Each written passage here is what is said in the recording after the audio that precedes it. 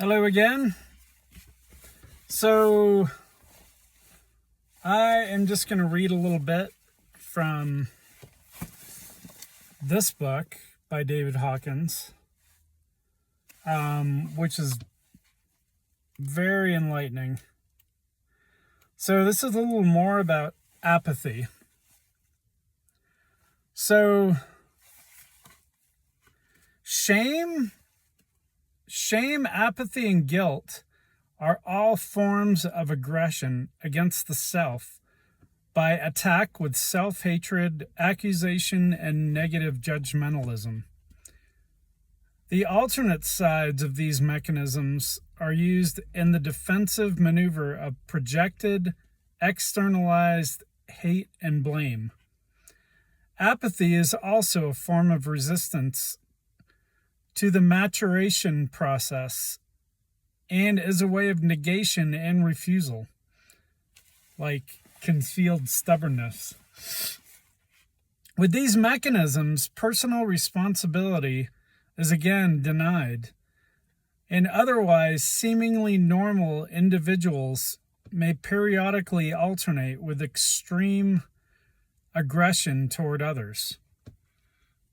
So this all comes from apathy, and mostly it comes from aggression against yourself,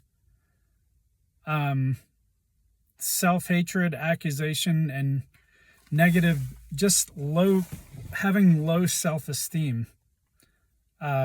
Obviously, that's the root of all these.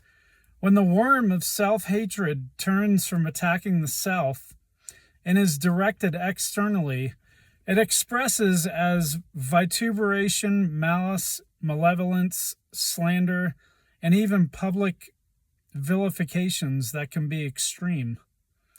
Self-hatred directed externally calibrates very low because it is a denial of truth at the deep level and secondarily destructive to society and its standards.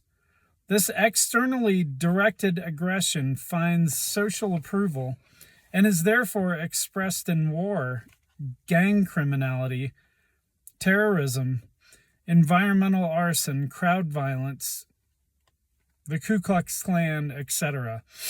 These projections can only be possible if the conscience is either absent or, such as with psychopaths, or assuaged by rationalization.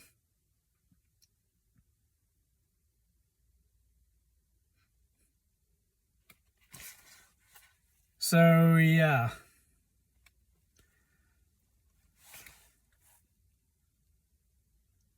And it says earlier in this chapter about getting past apathy.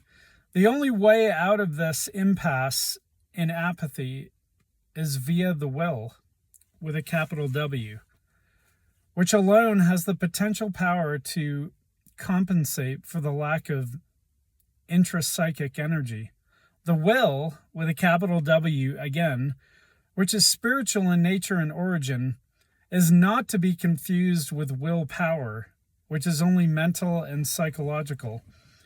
In an apathetic state, the personal will is weak and ineffectual. This can be transcended only by the invocation of divine will, which I'm assuming is through prayer and meditation,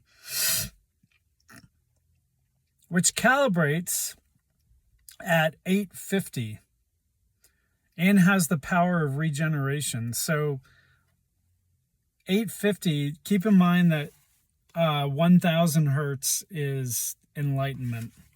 So it's up there. While the ego/self routinely takes credit for survival, its true source is the presence of divinity as self.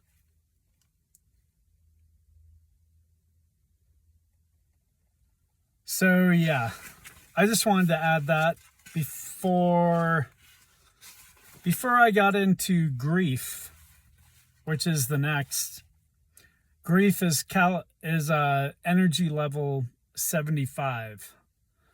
So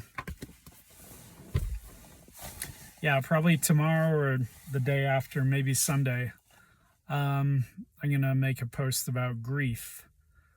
And this is all very mind-opening, as I said again. Like, that's knowing yourself. Know thyself is what the philosophers always said. That's the first goal. The first goal of wisdom is understanding yourself. So until then.